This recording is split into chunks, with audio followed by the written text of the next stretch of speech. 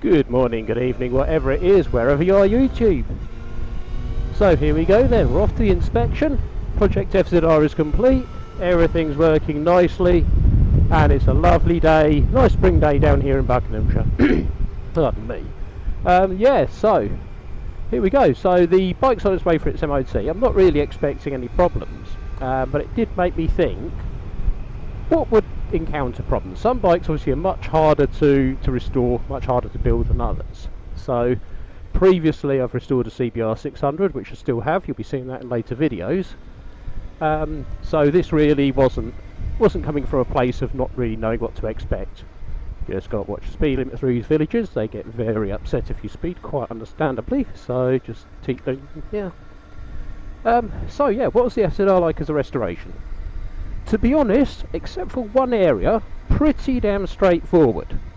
The only area where you got anything like a problem, in front of the airbox, underneath the airbox, there's a whole small space where the coils live, the wiring harness lives, the thermostat housing lives, and frankly getting all that and the HT leads in is like blindfold knitting at a box of bungees. So that was a bit of a pain. But other than that, it's a very, very straightforward restoration. In a lot of ways, it's a lot more straightforward than the CBR was.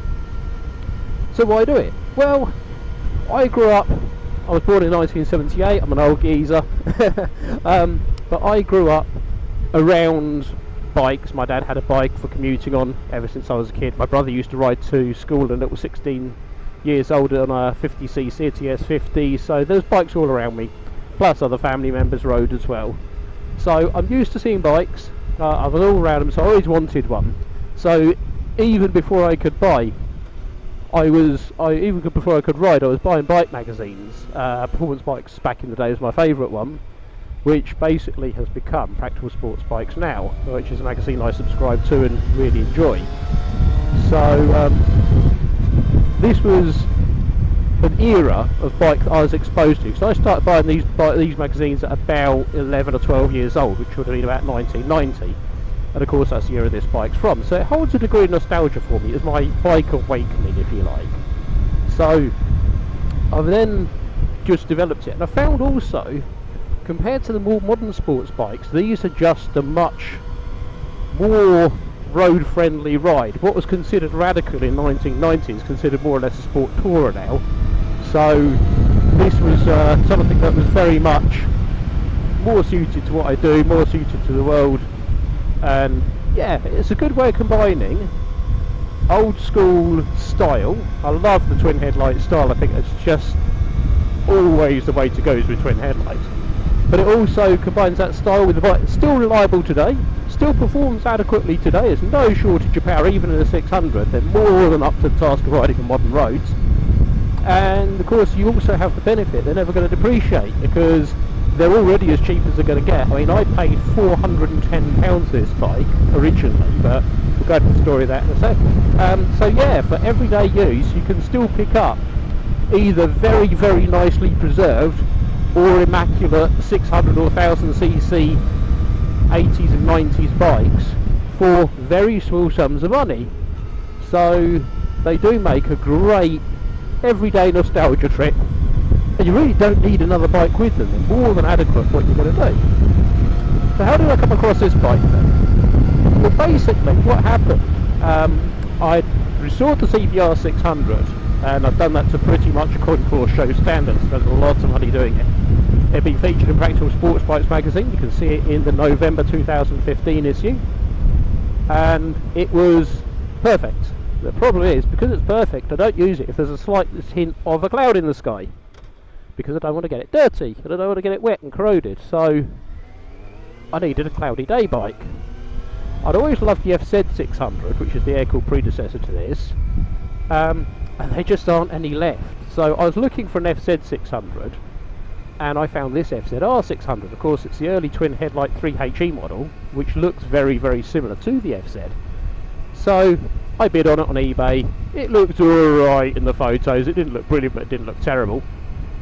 I had to go up to Newcastle to pick it up, so it's a long, long way away, and I won the bid at £410. So A van was hired, went up to Newcastle, picked the bike up. It was an absolute hound. Someone at some point had wrapped it in a fake carbon fibre wrap for reasons probably best known to them. And the whole thing about wraps don't damage paintwork, well in this case that wasn't true, because what had happened, the adhesive on the wrap had eaten into the paint and left the entire surface like tar. So some of the bodywork's going to have to be replaced. I was going to be replacing the bodywork on this restoration, but due to the scarcity of the bodywork and the timescales involved, because obviously we're moving, there's not been enough time to do that. So I've got this decal kit waiting. I'm just slowly accumulating panels, but really what it came down to was I needed back on the road. So this has been sprayed black by a local paint shop to me, RS Autos in Bedford. He's a cracking guy, his guy's name's Drew. And yeah, he did the black paint work. Bike now looks presentable and good, so this pedal work will be suitable for now. So with the fresh chassis underneath it and all the fresh cycle parts, the bike does look very, very, very nice.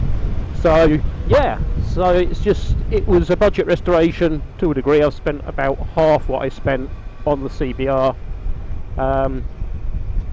but it's worked out nicely. So I've got a bike now I don't need to be ashamed of riding. It looks lovely, and this will be my regular use bike. So you're going to see this one more than any of the others. There's also a couple of other Italians lurking in the stables, which you will get to meet eventually. But yeah, this is going to be the everyday bike. This is what was the cloudy day bike. It's still that to an extent, but it's a cloudy day bike I can take out and be proud of. So that's all good in that front. But we are now in the lovely little village of Stoke Goldington. I believe that's actually in Bedfordshire rather than Buckinghamshire, but we are at Gardner and White Garage. Even the Speedo's still working, so what a lovely day. So here we go. Yeah, I was up quite late last night sorting that out, found the problem, it wasn't a big deal. But yeah, let's get this MOT, get it inspected and get on the way.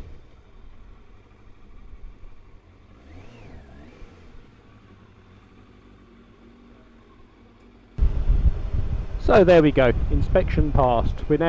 All we need to do is tax it, which we can do online or at the post office, and we're free to ride wherever we want, whenever we want.